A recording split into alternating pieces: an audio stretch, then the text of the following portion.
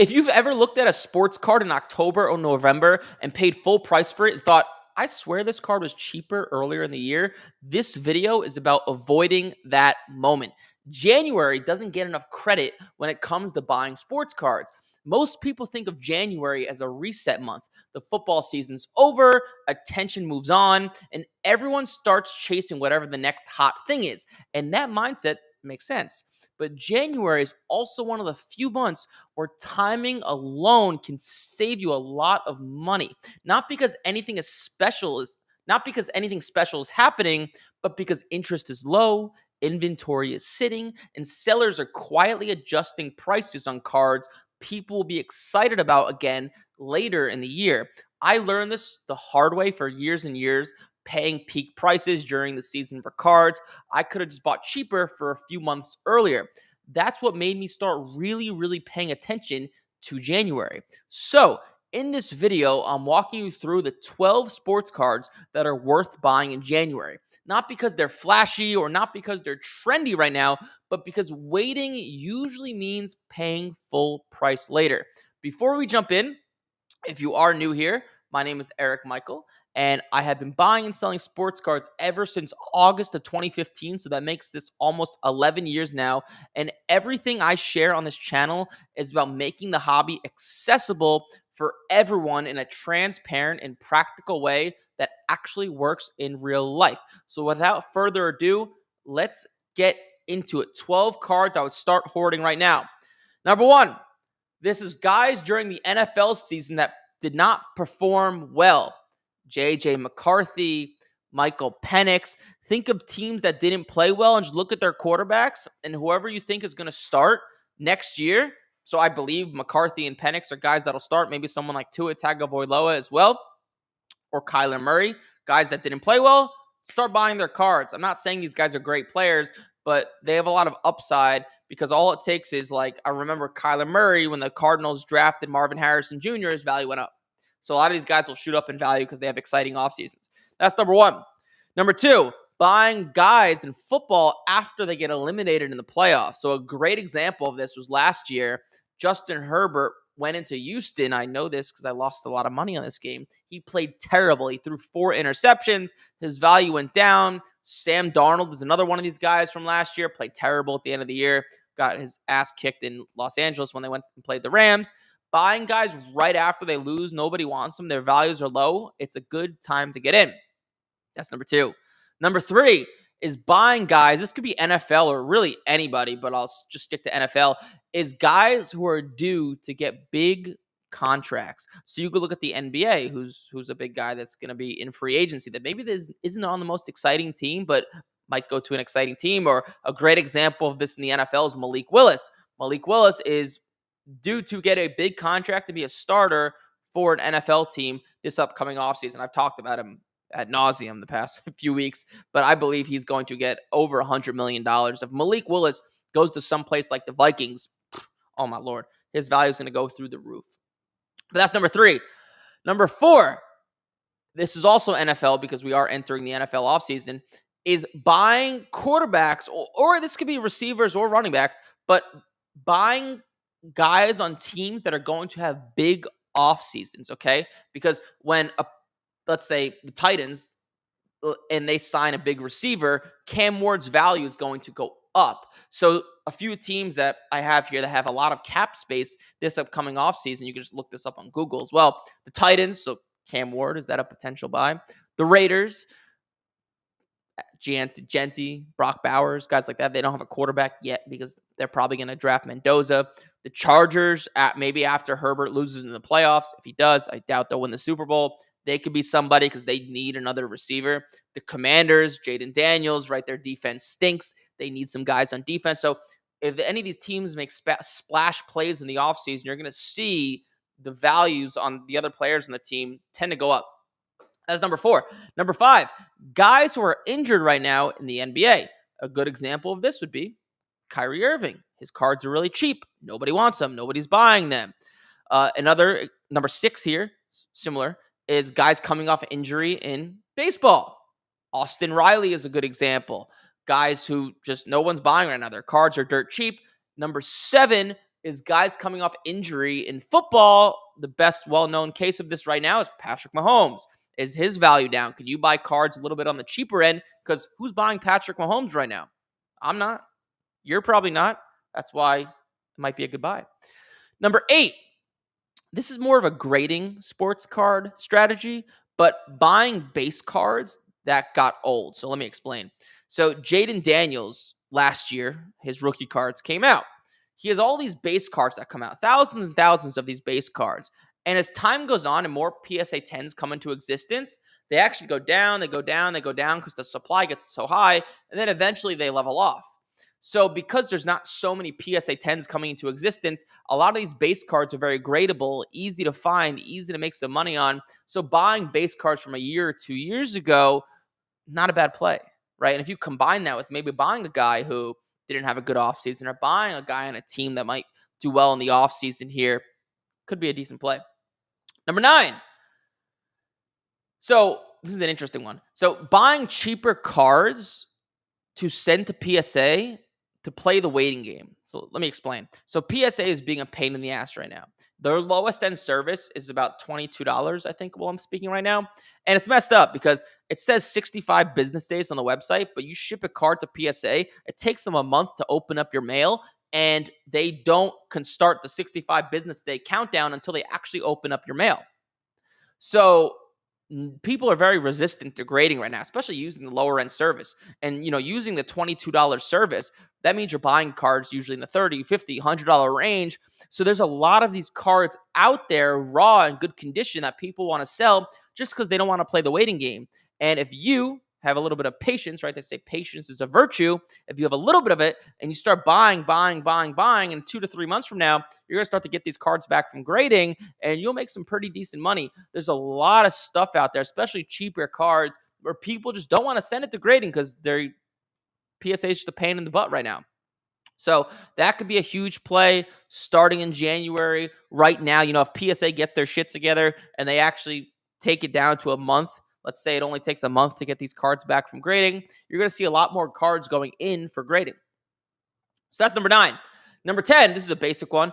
Buying vintage cards that are low right now.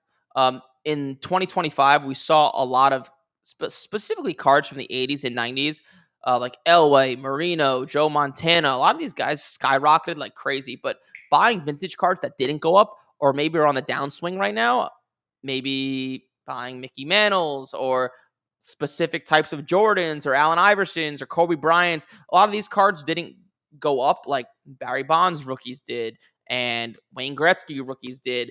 These could be potential good purchases as well. Number 11. This is kind of funny. This is a funny one. I was laughing when I put this together. I have a script over here and I was laughing when I wrote this. So during the holidays, right, in November and December, people break a lot, right? They open up packs and boxes. They do it with their families and gifts. And a lot of these people who are opening up cards don't really know what they're doing, to be honest. So they'll open up these cards, they'll go and list them on eBay, and because they don't know what a Prism Blue is or a Select Orange, because this stuff is very granular, right? It's not so easy to learn what is numbering, what's the variation. A lot of people on eBay will take a picture of a card and just give it the wrong title. So let me just give you an example. So they'll take a 2023 Silver Prism Wembanyama, which is probably worth about $800 right now, and they just don't know it's a Silver Wembanyama, so they'll auction it, and the title will just say 2023 Wembanyama. That's it. And people get skeeved out. They're like, is it a silver? Is it not? But if you know what you're doing and you're able to look at the card and be like, yeah, that is a silver, you can get it for pennies on the dollar. This happens all the time. And specifically, it's going to happen in January because all these newbies are people that don't know what they're doing as much are listing cards on eBay right now, right? From the cards they got in the holidays. That's number 11. Piggybacking off of that is number 12. And I actually just did this about a few days ago.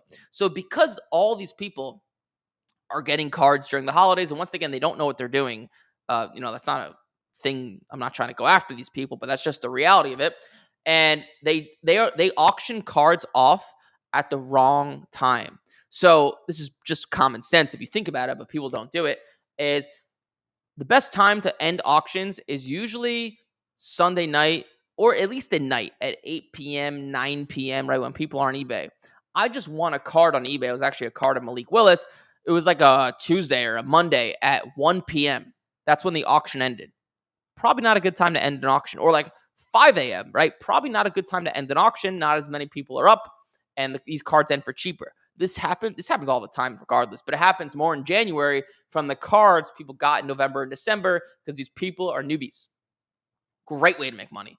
And I'll give you guys a bonus number 13 that I'm just going to throw out there as a little bonus for you guys who stayed to the end is just buying steady guys that just seem to keep going up, as time goes on, like the Mantles and the Ruths and the Ty Cobbs and the Cy Youngs. This is really if you have extra money because this stuff is expensive. But, these cards are up like 4, 5, 6x in the past 4, 5, 6 years. The best time to buy this stuff was maybe 10 years ago, but the second best time to buy it is right now. So that's, if you're ever going to buy that stuff and just hold long term, I know it's expensive, but these are like pieces of history at this point. So the second best time to buy would be right now. But hopefully that gives you guys a little bit of value. I'm going to drop a free PDF down below of exactly what I'm talking about in step-by-step order. Like, comment, subscribe. I'll see you folks in the next one. Cool. I just gave a kiss at the end. Did you see that? That was kind of cringe. Yeah, hopefully that helped you guys out a little bit. Now we'll let the callers rein in now. Let me share my screen here. Cool. So we'll let the callers start going. 813-618-2075. Do we have callers? We got one? Wait, I just want to brag and show people what I purchased before we take the first call. I want to show you guys what I was talking about. Like, look how cheap this is. This is crazy. Okay. This is a cheap card. Cheap card here. But I'm looking to buy Malik Willis. And I'm not really a guy that buys like non-auto PSA 9s, but this card is number 2-4. It sold for $146. That's because this auction ended at January 1st.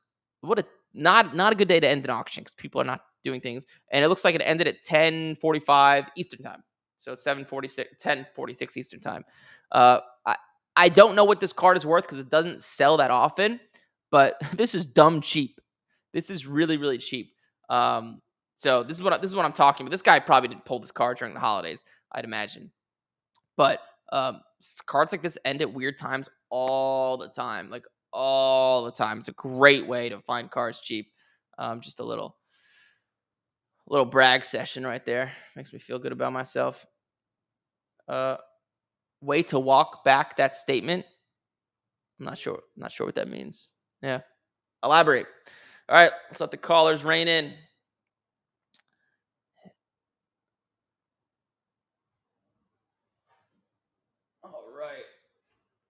All right, let's go. Huh? Hey, what's up? You have Eric. You are live. Hey, this is Mike. How are you doing? What's up, Mike? Have you called in before? No, it's my first time. First time. Nice to meet you. Nice to meet you. How may I help? I just had 2 quick questions for you. Mhm. So recently I started buying some Pokemon cards, hoping to get like PSA graded and all that. Yep. So I never like submitted anything into PSA. What are your thoughts of using like GameStop in order to submit your cards? Because I know they have like a service they do. Are you newer to cards? Yeah. What's your I budget? never like submitted anything. I have like I bought like my own cards and stuff before, but it's my first like submission into PSA. Yeah, I would do it yourself. I've seen it go faster. Like, people ask me all the time, like, should I submit it to GameStop? Should I give it to my local card shop? Should I do it myself? At the end of the day, dude, it doesn't matter. To be honest with you, I would do it myself because it does go a little bit faster, and you actually get to see the cards, and no one's going to care about your cards more than you. So if there's a blemish on it, right, you probably don't want to send it in for grading. But at the end of the day, if a card's going to grade a 10, it doesn't matter if you send it in or GameStop. I would do it yourself just because it does go a little bit faster. But that would be my advice, especially if you're starting in the beginning. Okay. All right, cool. And then the other question I had, I was looking at like football stuff because I know like baseball season's kind of too close to Yep. buy. cards now. I was looking at like Will Howard on the Steelers. I mean, Aaron Rodgers, he might be retiring after this season. So I'm thinking like someone like Will Howard, possible like starter next year. I don't know if that's like a good like speculative buy or if I'm like reaching too much with that. Yeah. I want to like think of your thoughts about that. Nah, I like it. So, yes, I like it. So, Okay. here, I'm gonna explain to you why. I'm gonna explain to you why and give you an example of something I did. It's very similar. So, check this out. All right, so let's look at Will Howard and see what his stuff sells for. His cards came out. That was Jaden Daniels' year, right? It was last year, yeah. Oh, So, it was last year. So his cards. So let's see if he has like a downtown. Does he have? What are his best cards out? Do you know? Honestly, I don't even know. I was like I'm not really into football. I'm only really collected baseball, so football is like totally new for me. Well, I guess that's why you're calling in and asking me, right? I should yeah. probably know that answer. Let's see. I'm just looking here at like Will Howard's most expensive cards sold. Why don't I see a downtown? Okay. So his Mosaic came out. Mosaic isn't bad. Is not a bad product. Okay, but anyways, yes, it's a good idea. It's like a very very low risk, high reward strategy. Another good guy, like good example of this, you could do it with is Will Levis. So these guys, I'm not saying they're good quarterbacks, but they're so low. If they go into if Will Howard goes into the season and he's a backup, or like he plays well in the preseason, he's a backup, maybe his stuff will go up a little bit. But if he makes some noise and there's like rumor that he could potentially start, his stuff is going to skyrocket, right? Because no one's on it right now. So it's a great idea. So I did this with who did I do it with? Sam Howell. So last year, Sam Howell was, so not this year, but last NFL season, Sam Howell was traded from the Commanders to the Seahawks, and their starter was Geno Smith. And I was like, you know what? He can maybe make some noise in training camp. And the first week, so I bought a bunch of his stuff. It was like dirt cheap. It was like $40 or $50 for a PSA 10 contenders or something like that. And he started to make some noise in training camp, and I think he got injured. But while he was making noise, his stuff like tripled, and I sold it all. So it's like very low risk, massive reward.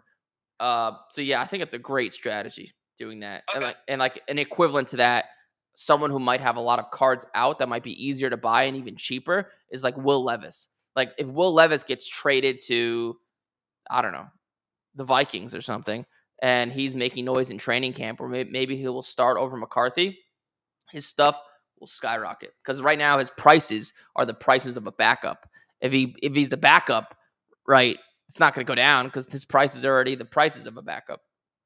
Right. Okay. And would you think about getting them graded or just buying and holding it for now? And like seeing if yeah, if you could find cards to grade, I would do that. So you're probably gonna want to only buy cards that are worth at least $50. Because then it's like even if it doesn't go up in value, you're making money on the card getting a 10. So you always want to look for grading first. And that's what I would do, especially because you're newer. I would only grade cards. I would never buy a card already graded to hold. I'd only buy cards to grade. Okay, cool. All right. Yeah, that's all I had. So I appreciate your help. Sweet, dude. Thanks for calling in. Thank you. All right, bye. First caller was that. All right, the queue is open. The queue is open. Let's look at the chat. The chat's a little. Is the chat coming through? Yeah, I don't know if the chat's coming through. We're cool. Next caller. We're ready for you at 813-618-2075. Sean, you never got back to me about what I went back on. Statement I went back on. But while we wait for a caller, let's have some fun. Let's see Will Levis stuff. Will Levis stuff is probably so cheap. Oh my Lord. I wonder what teams someone like that can get traded to. Hey, look at this. Like, look at this. This is crazy. $25. Oh my God. Look what this card sold for at one point. Over 200. And now it's worth 20. I would buy every single one of these. Cool. We have the next caller coming in. You have Eric. You're live. Hey, Eric. My name's Gavin Gilmore. How you doing, bud? You said Johnny is your name? No, Gavin. Oh, Gavin. Gavin, what's up, man? Yeah. How can I help? Gavin Gilmore, like Happy Gilmore, if you will. That's a good name. Can't forget that one. Gavin Gilmore. Yes, sir. Yes, sir. So, hey, man, I've been in the card space for years, right? I was born in the 80s, like, did the whole 90s cards, the Jordan era, and then, obviously that whole era kind of fell out, right? Yep. Getting back into it, but here's my biggest question, because this didn't really happen when I was a kid. All of these pre-professional cards, like the Bowman First, the all of the cards that are like guys that are still like in collegiate sports or in like the minor leagues, right? How do you feel about those cards having a big increase when the player actually makes the roster or the squad? Oh, they skyrocket. How do you feel about those? Okay. Yeah? Okay, sort of. The Bowman First. So how about I give you an example, my man? I'm a Yankees fan, so like George Lombard Jr. Yep. I got a feeling he might take over Volpe's spot, because Volpe's just not coming to fruition like the Yankees kind of hoped, I feel. So that's kind of like the guy I'm looking at. So maybe just, give you an example there. Yeah, so your question has two parts to it. So yes, the best for Bowman First are their first professional cards. When they sign their first contract, their Bowman cards are made. So that is George Lombard's, and any baseball player, any modern baseball player, their Bowman First is their best rookie card. Bottom line. Oh shit! Okay. Yeah. So because I was a little reluctant with those Bowman First, just because football players are still like in their collegiate pads. You know what I mean? The baseball, yeah, you might get them in a major league uniform if it's like a spring training kind of style deal. But that's where I was missing the mark there. Yeah. So 2024 Bowman Chrome. That's George Lombard's best card. That is, if you want to buy him, that is undeniably what you buy. It's not even a question. However, that is okay. So the college stuff for like Shedeur Sanders, right? Thank you. That's my guy number 2. Okay. Yeah. Yes, I'm glad you're going here. I could read minds.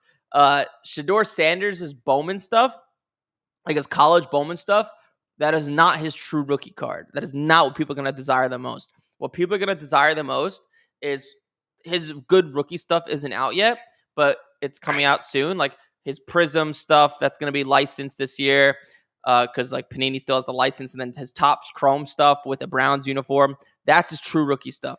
And if Shedeur Sanders plays well, his Bowman stuff, his college Bowman stuff, will probably go up. Not as much, and it won't be as desirable as his Topps Chrome and Prism stuff with an actual Browns uniform. That George Lombard 2024 Bowman Chrome is considered his first true rookie card because he has his Yankees uniform on in the card. Yes, and like just for your callers, and I know hopefully this doesn't spread like wildfire, but those are my 2 dudes that I've been looking at. It's crazy you said Shedeur, because I've been a Shedeur fan from day one, but I've been reluctant to get some of that Bowman stuff because of that factor of him still being in Colorado jersey, things of that nature. But you're saying it's a little different depending on the sport, then, is where you're kind of getting at. Yeah. The baseball's Bowman First. Football's is going to be Topps Chrome is going to be like their flagship rookie card. But also, just as a heads up, so Shedeur, if you want to buy Shedeur Sanders, when his good stuff comes out, it's going to be very hyped. And if you're looking to buy long term, you're probably going to want to wait. Sophomore slump. Yeah. That's. Yes, sir. But then you might be scared to buy it because you may not even think he's going to be a starter or not. But like honestly, if I was buying Shedeur, and who knows what the future holds, he could be the next Mahomes. But I would not touch it this whole offseason, to be honest, because it's going to be very high. Now, if you think he's going to have a great season, it's going to go up even more once he plays. Then you could buy it. Me personally, you've probably heard me talk before. Most guys have that sophomore slump. Yep. And then maybe one more, so I don't type your line. Yeah. How do you feel like? I'm a big Victor Wembanyama fan. I feel like he's going to be the next, not necessarily GOAT, but he's got that possibility, right? Yep. He's in that realm. My thing with him, though, is his rookie cards are all unlicensed, or at least the good stuff. Like the Topps Chrome, it's all unlicensed, right? I think his Prism, if I remember off the top of my head, is licensed, but I'm not sure. Yeah. So, His best stuff. So Wembanyama's best rookie cards are Panini. So Prism is his like top flagship rookie card. yeah. Because when Just his the base one, right? when his stuff came out in 2023 or 24, I guess Topps didn't have the basketball license. So yeah, you want to stick to. They're both good, honestly, but you want to stick to the Prism. Yeah, 2023. Yeah, the licensed stuff, if you will. Yep. That's okay. Yep. My man, Eric. Hey, thanks for the time and all the knowledge. I appreciate it. Sweet, dude. Go out there, make some money. Keep me updated. Let me know how it goes. Hell yeah, brother. Have a great day. All right, later. See ya. Bye. He just gave away all his secrets. Let's all buy George Lombard and should do it. No, I'm kidding. It'd be messed up, right?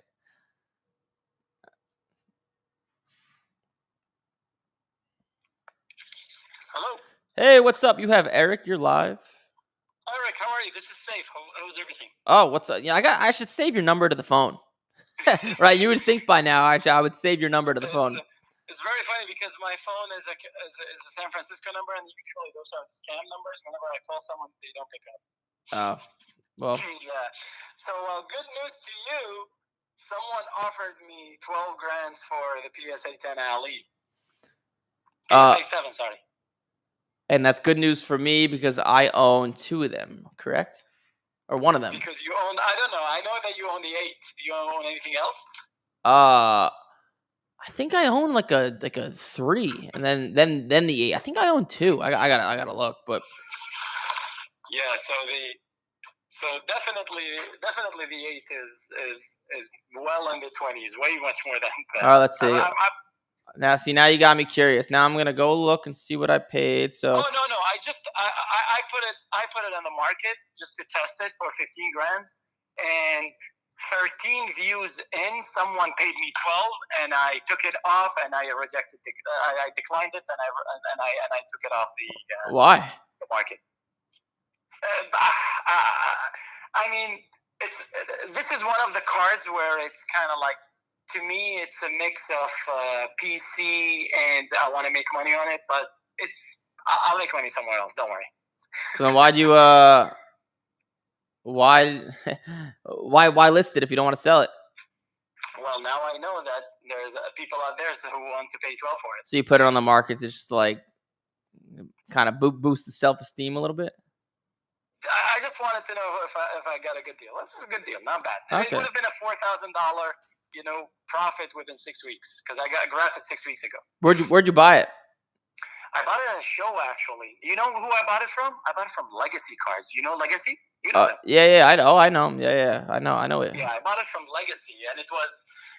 But for me, I mean, this card is very special. It's like Ali is one of the people that I collect and heroes that I like. And yeah. So yours is a 7? Correct. Oh, nice. So I paid $13,000 for my 8. I just looked. So okay, cool. So I could sell mine for 20. I'm not gonna sell it, but it's probably worth like 20. Oh, the problem with those things is that not a lot of people appreciate the card itself because they just don't know how rare and important. Because there's probably less than, I know there's 400 and change been graded at PSA, but there's less than 1,000 of them graded ever.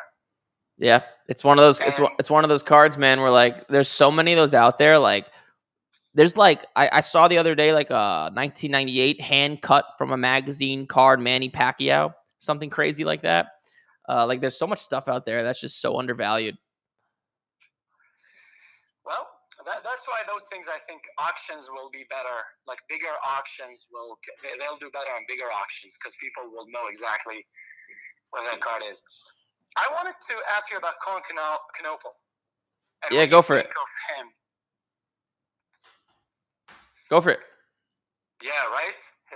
I have a guy who's offered me an All King once, and I want to see. Like, I think they have been going for like 14. You're asking. Wait, do you have a specific question on him? Yeah, like how do you feel about him being the second rookie in the batch, like his fourth pick, and he's been doing lights out and stuff like that. So do you feel like he's a kind of like a good buy? And what are his best cards that you think that will appreciate like the most? His top's Chrome stuff, but I would never buy him. Just not saying he's not a good player, but I just think there's way better things with more upside. You're buying him at the peak, right? He's a rookie playing extremely well. That's about as high as they can get. I just avoid buying when they're at their hype. So he's a good player, but he's on the Hornets. They stink. They'll probably continue to stink, and I just think I'd rather put my money in Jaden Daniels. Yeah, no. Jaden Daniels is.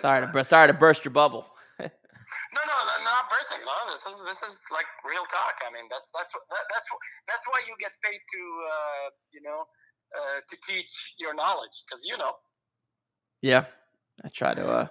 But yeah, so I would just buy him in the offseason. It'll probably be much lower. Lovely.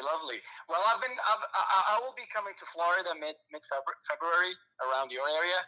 Nice. So if there is I'll reach out then if there is any show that you'll be going to in the area. Maybe we can meet in person. Yeah. Anyway, thank you so much, and I'll keep listening. Thanks, bro. Appreciate it. You got it. Bye. Bye. That made me feel good about myself. Cassius Clay I bought doubled in value. Thank you guys. We talked, me and him, who just called in safe. We talked about that like 2 months ago when I was buying it. I think he bid on it, and I may have outbid him. I forget if he was bidding on it or not. But the queue is open. We got some questions in the chat here. I can't see the chat on my computer. So, have you tried a little creamer over milk? The problem with the creamer is it's cold. I hate when my coffee gets lukewarm. I like when it stays hot. That's why I keep it in this nice metal thing. But I see my girlfriend. She has the little thing and mixes the creamer, and it tastes good. Like the first few sips are really good. Then you get into it, and that creamer or that heavy creamer gets into the coffee, and then it gets a little cold. And then I'm like, fuck, I shouldn't have sacrificed just those first few good sips. For now, it's lukewarm. Let's see. What else do we got here in terms of questions? Have about $500 to $800. Is your strategy using SGC still viable? Using low NFL cards, that's what I really know. Oh yeah. You could definitely do that with low with NFL cards. I could actually. Let's look. Instead of me talking out my butt over here, let's just look.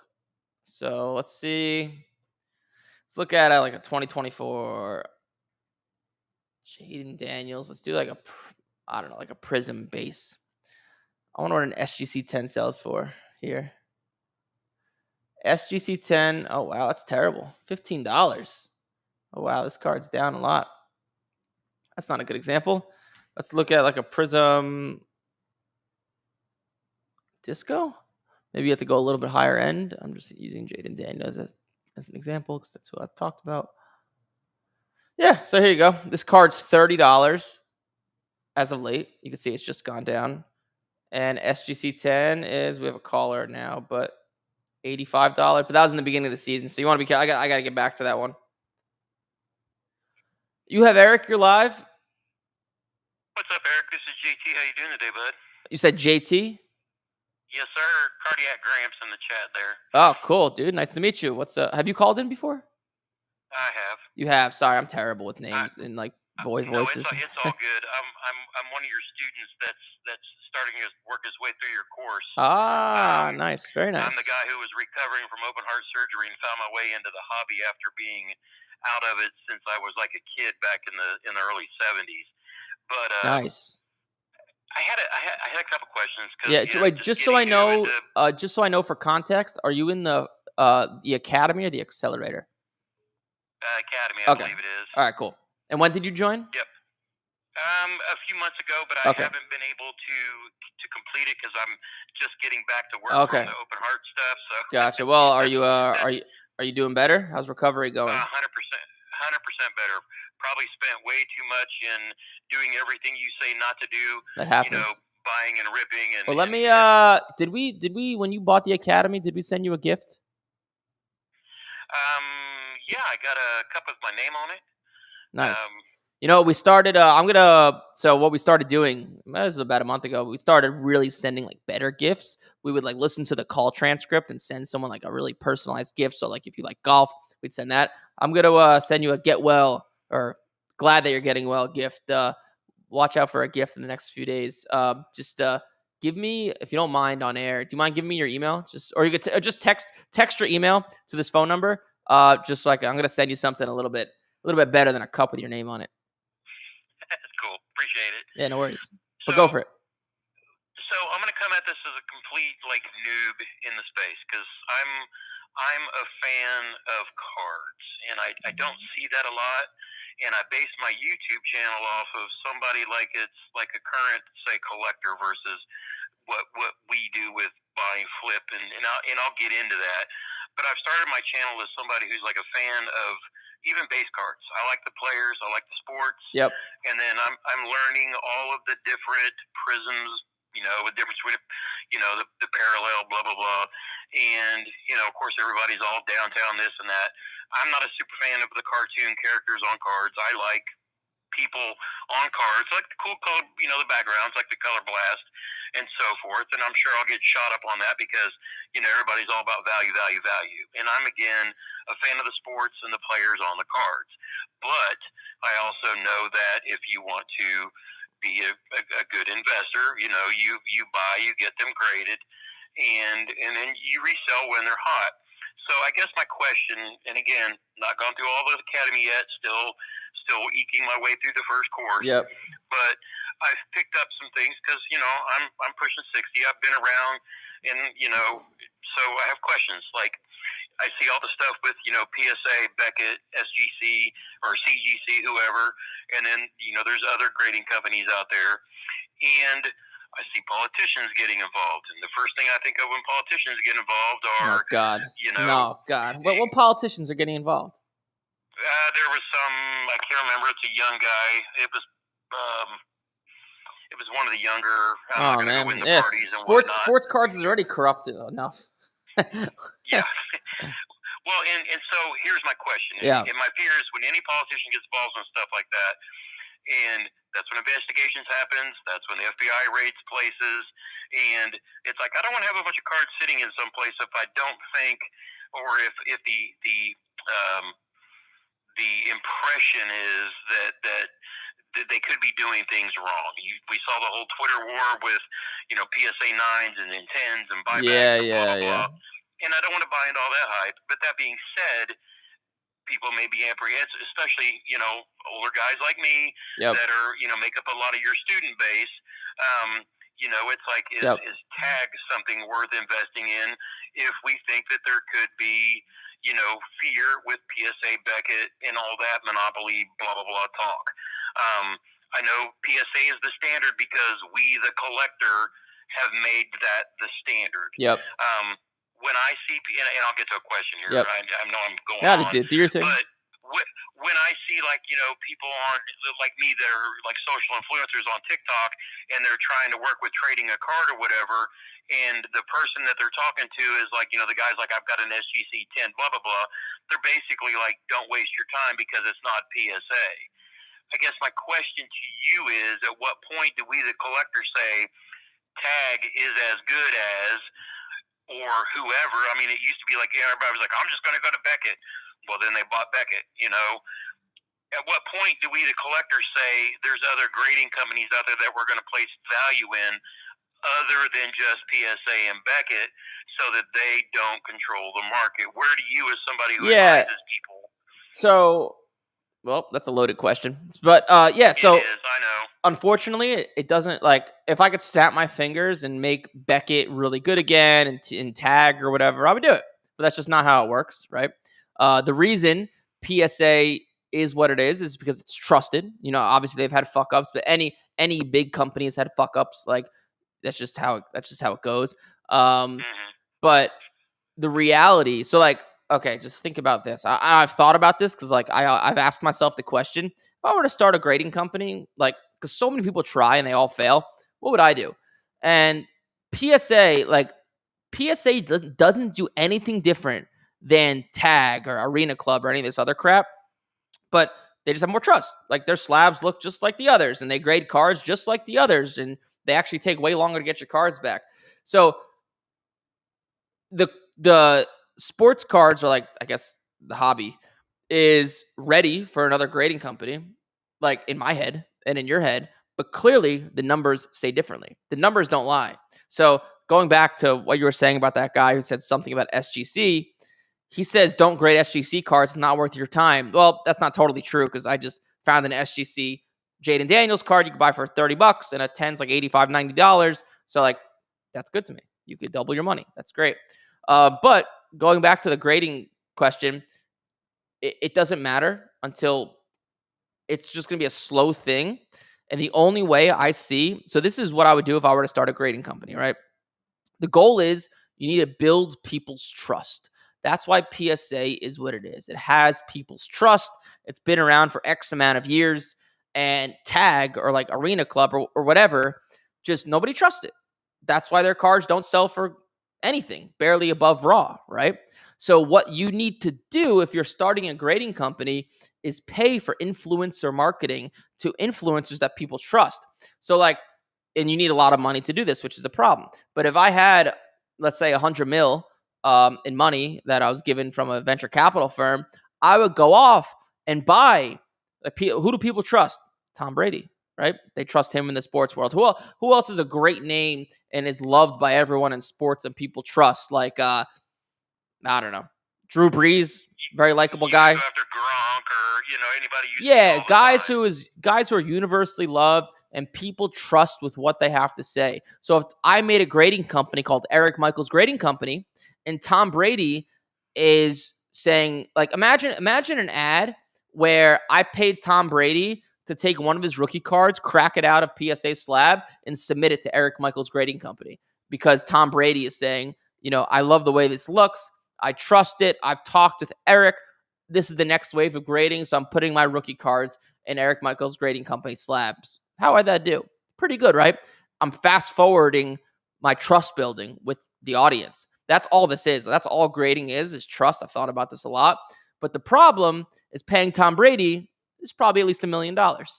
So you need a lot of money. That's the issue. And you could pay guys that are, you don't have to go after Tom Brady. There's tons of athletes that are retired that people love, that want money, that don't make money anymore, that people trust. We just have to think about it. But did I answer your question? Yeah, I mean, I get that. I guess my big thing is you're right. When do we, the people, so to speak, say that, pick a company, is going to be another preferred grading company? Yeah. Because Beckett's been around forever, and again, I'm new to this, so what I'm speaking is kind of what I've observed over watching the last 6 months. But it's like, how do we decide, or when do we, the people, I guess, put our money where our mouth is? The people, the answer would be now, but it's never going to happen because people don't trust these other grading companies. The hard part is accepting the fact that PSA is the one company that will upcharge you for something, when to me, your job is to grade the card, encase it. You're not determining my value. It's fucked up, man. It's fucked up. The card determined the value. Yeah, dude. And they get you. Like it is a little shady, right? Because their chart. So like so in the world of like marketing and sales and business, it's actually genius, right? Because they're capitalizing off when people are at an emotional high. So like to give you an example, the card I made the most amount of money on, like in 2024, was this Ohtani Bowman Chrome Atomic card. I bought it for $9,700. I sent it into PSA. It cost me like $300, and they graded it at 10, and now it was worth $30,000. So they charged me an extra $1,000, I believe it was, to get it graded. But because I'm so ecstatic this card got a 10, I'm like, well, I'll pay the extra $1,000. I don't care. So all they're doing, it's genius business, but it is shady. It's genius business in terms of making money because they're like, oh, JT is happy. well, we could charge him for a little bit more money and he's never going to complain, and people don't. That's my whole problem with that process. Shady, dude. They Yeah. they shouldn't be taking a cut of your profit.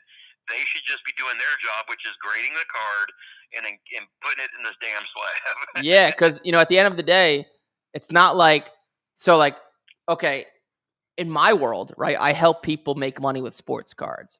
If somebody wants a higher level service that demands more of my time or more of my coach's time, we charge them more money because it costs the company more money, right? However, PSA, if they're grading a 19 or a Bowman Chrome Ohtani rookie, it's done. It takes a few. It doesn't take longer to grade an Ohtani than it does a base Michael Penix card, but it's fucked up because they're like, oh, we just know we can get him, so we get him for more money. It's genius business in terms of making money, but yeah, it's sketchy. It's sketchy, and people don't like it because you're just taking advantage of people's wallets because they're taking a cut of the profit. So I got two more quick questions. Well, Yeah. I talk, so I'm also an influencer on YouTube, so I know how it nice. goes. But so comps. Everybody talks comps. Yep. And as far as I know, it seems like everybody goes to eBay as the resource. And then, it's like, 130 point. Well, aren't they pulling that data from eBay to then use? When do you think that we will see, like, there's a lot of sales being done on Whatnot. There's a lot of sales being done on eBay Live, yet none of those sales are calculated or pulled in to whatever database that people want to use for comps. At what point do you think we'll see like a single source or like a place where all of that data can come in and then be accessed by regular Joes like us? And the reason why I ask that is, yes, I jumped into a break and I pulled a Peyton Manning 1 of 2 flawless that I couldn't find anything on. And when I eventually did, I found the 2 of 2. It was on Card Ladder. And the guy sold the dang thing for $650 in an eBay auction. Now it was the Panini 2021, that the year that Manning was in the Broncos uniform, went into the Hall of Fame. But I mean, again, I've got the 1 of 2. It's got the Nike swoosh. It's got the shield on it. If you look on eBay, you'll probably pull it up because I stuck it up there just to see if I'd get any whatevers. Yeah. But the first time I put it up like at $3,700 just to see if somebody made me a stupid offer. But it was like, until I went to a card shop and they had Card Ladder Pro or whatever, and they were like, oh yeah, this sold for whatever. And I was like, well, that dude to me really undervalued that. But how do you find a real? Yeah. How do you find a real comp on what a card like that is actually worth? Well, the good news is most of the comps are on eBay. The bad news is like in the world of software and like technically speaking, it's very hard because you need to pull the API key from Whatnot or like eBay. Like eBay, I'm just talking out of my ass here, but like the API key, what that means is basically the thing you need in your software code to pull data from eBay. It's up to eBay what they let you pull. They may not let you pull eBay lives. So it makes it very difficult in the world of software to be able to get that data. It might just be technically impossible unless you build some super complex fucking web crawler, some crazy shit. So that's why. You're right. There's a lot of sales. And I know, like in Whatnot, unless the person lists the sale specifically what the item is versus here's a random, card number 57 out of the 1,000 that he sold in his stream, you don't have that real data. So that makes sense. And then I mean, at what point does it stop, right? Like there's so many sales at card shows you'll never see. You just 100%. Yeah, so but yeah, you're right. Eventually there will be a software or like I mean, I'm in the middle of building something and maybe this is something I can figure out how to do. But where pulling all the data is good. But like 130 point, you could pull the data and market movers, I think, from like Golden Auctions and Heritage Auctions, etc. But that's easy. But like there's not many sales on those websites. It's just bigger cards, which doesn't apply to a lot of people. So Yeah, but it'll come. So if I've got a card like that, and I'm a Colts fan, I was there when Peyton won the Super Bowl for the Colts. Yeah. But of course, I win the card where he's in the Broncos uniform, so I'm not married to it. Yep. Where is the best place for me to try to move a card like that? What's the card? It's a 1 of 2 Manning. It's a flawless, and it's got the Nike swoosh and the NFL shield in the card. Technically, yeah. So that card's probably not going to grade a 10. But technically speaking, just the best place to move cards to is your database. So people that you've done deals with in the past, because they'll just send you Zelle or Venmo with no fees. Second to that would be social media, because they're just like, a card is worth what it's worth. You just want to eliminate Right. fees. So then after that would be like on a Facebook group, social media. Facebook is where I've done most of the deals in my life. Because people will pay you through PayPal or Venmo, goods and services. So there's only a 3% fee. Then if you still can't move it, then just let it rip on eBay. Okay. Sweet. I won't take any more of your time. And like I said, I'm going to get through the course one of these days. But I Do love it, man. your show anyway. And do it. Maybe that gift that's incoming. I already messaged one of my employees to send it to you. Maybe it'll spark a fire under your ass to get through all the videos. I appreciate it.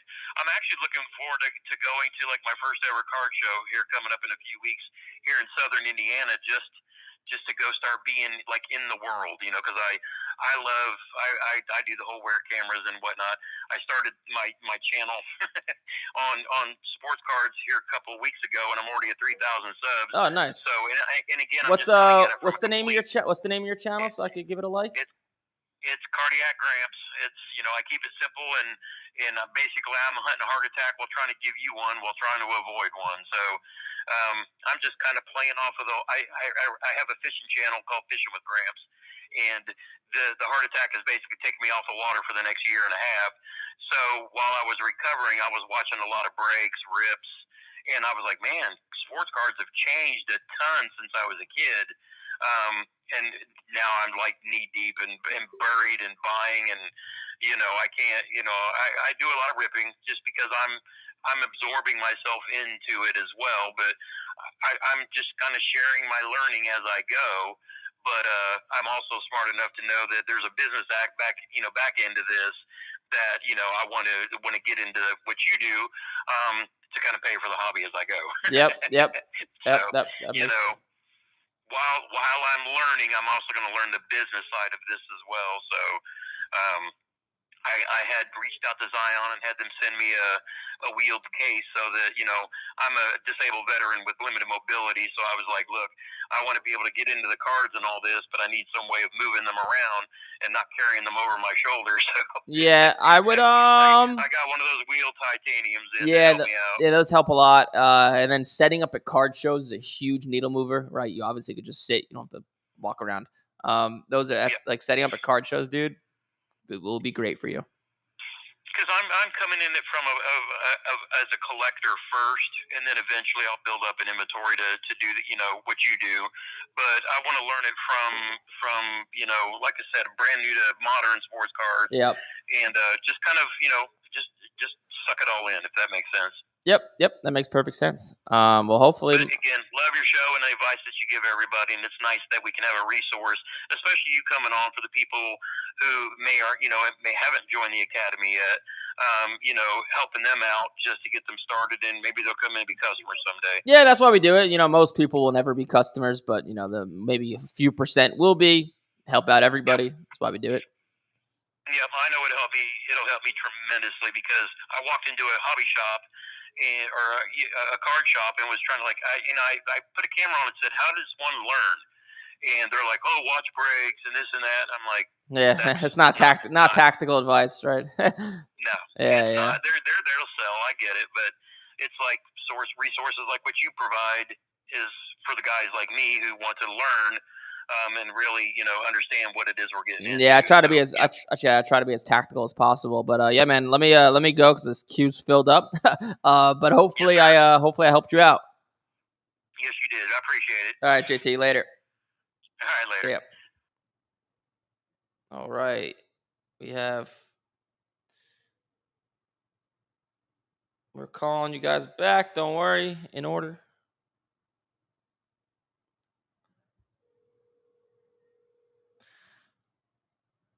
Calling you back.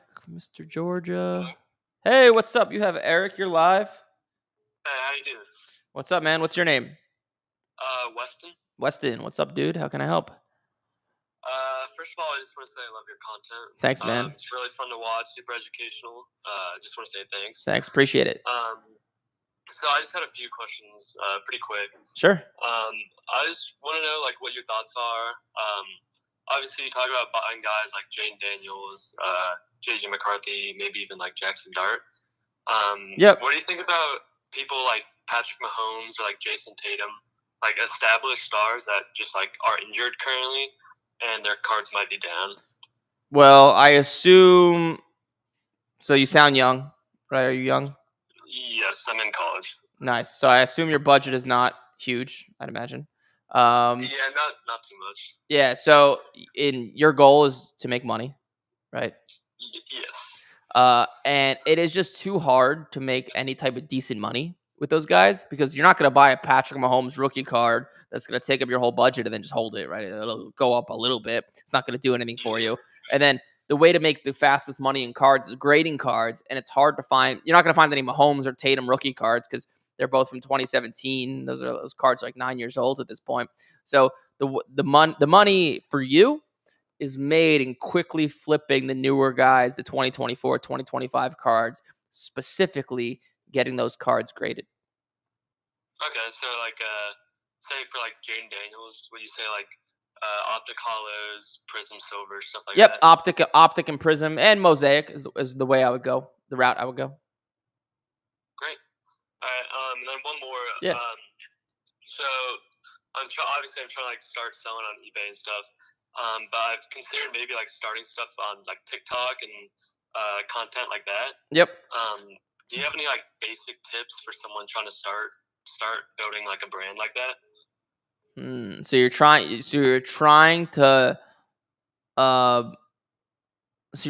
to build a brand so people know who you are, so it's easier to buy and sell cards, right? Yeah, kind of. I mean, I don't want to like force my like eBay store or whatever like down their throat. Yeah. Okay, so like a fun. You're talking to the right guy. So, okay, so I'll give you hold on. I'm gonna find a YouTube channel that I think you'll like. Okay, so our first student ever in Major League Profits 5 years ago. His name is Brock Meserich. Okay, I want you to look at this YouTube channel. If you look at this YouTube channel that I have on my screen, he made a lot of money from sports cards. He moved on to some AI stuff, as you can see here. But his YouTube channel kind of blew up because he was letting people get on his journey and he was documenting his like goal, his path to building an AI business. Okay. So his whole mantra was like, hey, join me on my journey to starting an AI business. So what you want to do, you just want to document your authentic journey. People love this stuff. So you just be authentic. Hey, I have $1,000 to my name. I am in college and my goal is to start making an income with sports cards full time. Join me on my journey. And you just document, when shit goes wrong, you say, man, I bought this card, I graded a 7. I thought this and that, but I learned from my mistakes. Just document the whole thing. And that would be the best way to blow up. Cool. Thank you. Dope. That's all I had. Sweet. Well, hopefully my advice is good. Yeah, I wouldn't buy any Mahomes or Tatum. I'd buy the newer stuff, get it graded, flip it. Yeah, let me know how it all goes. Call back in the future. Yes, sir. Thank you. All right, later. See you. Have a good one. Don't worry, New York. I saw you called a few times. We're calling you back. Oh man, we're running out of time here. Oh no. Hello? Hey, what's up? You have Eric. You're live. Hey, how's it going? What's up, man? Who's this? Have we spoke before? No, first time. First time. What's your name? Joe. Joe from Long Island. Yeah, that's right. Nice. I used to live in Patchogue. Yeah. Yep, but how could? Really? Yeah. I used to live in the Village Apartments in Patchogue on Main Street. Oh, no way. That's awesome, dude. I'm in Holbrook. Yeah, I hear the Long Island accent. That's But awesome. how can I help? quick question about 2026. We got the World Cup coming up, and I was just curious, if you see any opportunities in any particular players or cards. Yep. Moving forward. Yeah, all of them. Anyone who's playing in the World Cup, they'll probably get some sort of bump. And I think it's in June, so I'd buy those cards now. Sell them in like May, June, or April. A month or two before the World Cup starts. All of them, like, to be basic, like all Ronaldo and Messi have so many cards, especially newer ones that could be graded. I would just go that route if you don't know what you're doing. You could be a little fancier and go for guys like Yamal or like Erling Haaland. Of course. Yeah, you can go if you know what you're doing a little bit and know who they are. But yeah, it's a good idea. It's no different than like kind of like buying in the off season and just selling into the season. It's similar. Right. Awesome. Yeah, that was it. That was all. I don't know how much in the soccer game you are in, but if there was any particular guys that you were favorited for, or like which country that you think is going to make a big run that might help with the card value.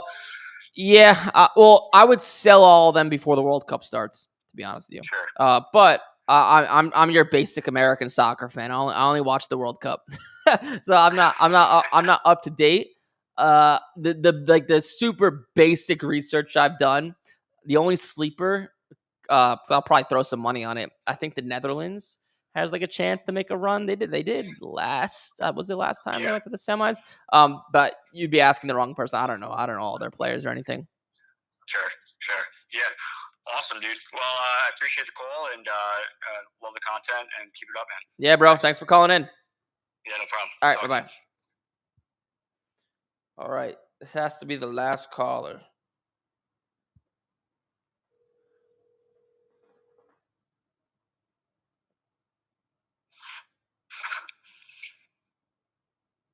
You have Eric. You're live. Oh shit! Hey, how's it going, Eric? Big fan, man. What's up, man? What's your name? My name is Isaac. Isaac, what's up, dude? How can I help? Not much. One good question, man. Yeah. I know you always say to buy players off season. Yeah. So for like baseball, right Yep. now it's their off season, but the guys that I'm into, they currently won the World Series, and the market just seems hesitant to go down for these guys. Oh yeah. Yep. So is it like one of those like bad years for because I just started and these are guys that I want to keep in my PC and I just can't afford. So what tips would you give for someone trying to start off and trying to add these cards to their PC? To buy cards, grade them, flip them, make money so you could afford it. It's like asking me. One, it's probably not a good time to buy it because they just came off a World Series win. It's two, like you're asking me, I want to buy a Ferrari, but I don't have the money. You got to start making money and saving. You got to find another income stream. Same thing. Okay, so for like the guys, I got a couple Ohtani cards. I believe they're the Chrome, Topps Chrome 2018. Yep. They're raw. I had snagged them about like 4 months ago from a coworker who didn't know what he had in his hand. Okay. And I see that they go on eBay. Well, PSA 9s go for about like 250, 300, and a PSA 10 goes for about like 500. Do you think I should just get them graded as soon as possible and then just flip them? Yes, if they're in good condition. Are they in good condition? Yeah, they're in pretty decent condition. The corners are all pretty good, pretty sharp. There's no edging or whiting. Yep. So then if the corners are sharp, no surface issues, I would get it graded now. Today. I would send it in. Okay. All right. Thank you, brother. Hey, one last question. Besides Ohtani and Freddie Freeman, Mookie Betts, those are the guys that I personally collect. But anybody else that in the baseball game that you collect and start flipping? The only things I personally collect to hold are like like 1933 Gaudy Babe Ruths. Babe Ruth. Yeah. That's like my PC. Okay. Alrighty, well, man, that's all I got for you today. Man, hopefully I'll be calling soon. Sounds good, man. Yeah, keep me updated. Let me know how it goes. Thank you, brother. All right, later. See you, bye. And that's a wrap. We'll be back on Monday at 10 a.m. Eastern. Hopefully you guys got a little bit of value from this. There's a PDF down below of all the guys or everything I was talking about earlier in the beginning, the 12 cards I'd start buying or hoarding right now. Hopefully you folks enjoyed. Like, comment, subscribe. I'll see you folks in the next one.